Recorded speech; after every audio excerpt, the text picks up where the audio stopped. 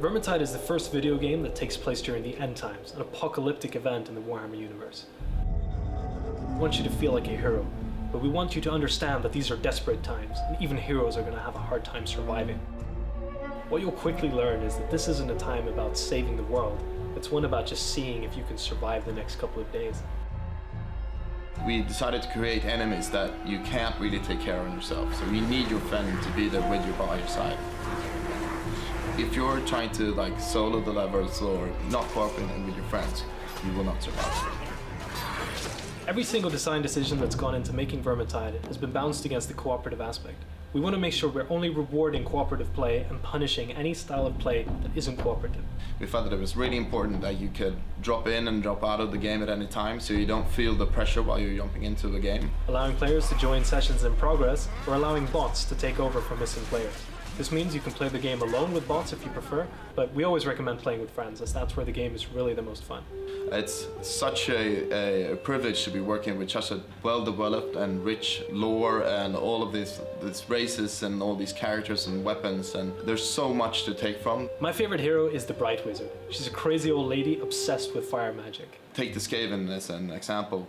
If we have an idea for an enemy type that we want to do, there's always that, there is this archetype already in the armies, and it's been such a privilege to have all of that deep wealth to take from. Well, the Skaven are really sneaky, menacing, conniving ratmen that live underneath the whole planet. They've been really fun to work with since they have this sort of backstabbing mentality, and also they're a really cowardly race. If you come up onto a lone Skaven, we have the system that they will actually try to move away and cower away.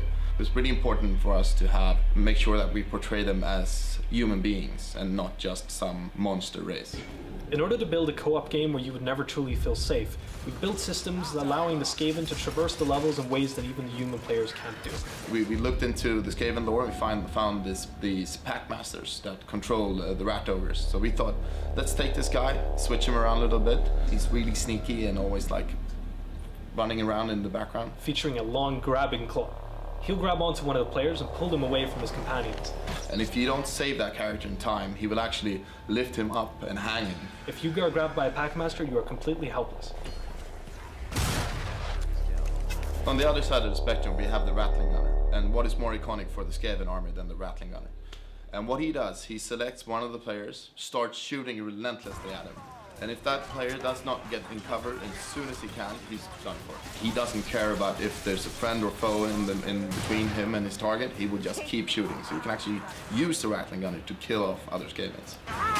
What's fun about a game that's so dynamic and changes so much between the levels you play is that you'll get some really crazy situations. In Vermintide, we have an incredibly detailed hit detection system that allows us to detect where on the body you're hitting the enemies. This lets us do crazy decapitations, like taking off heads, various limbs. We can even chop off the tails, actually, of the Skaven, which is something that is really cool. Vermintide is a visceral game. When using a two-handed sword, you expect certain results. This goes for every weapon in the game. Whether you're using fire magic or a ranged weapon, we want enemies to die in the appropriate way. You can actually kill the pigs in Vermintide. In Vermintide, what you see is what you get.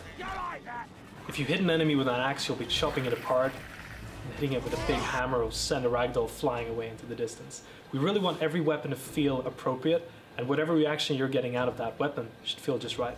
I really like going in with the hammer and the axe, because the axe, it really lets you chop up the heads, and it really sticks to your opponent.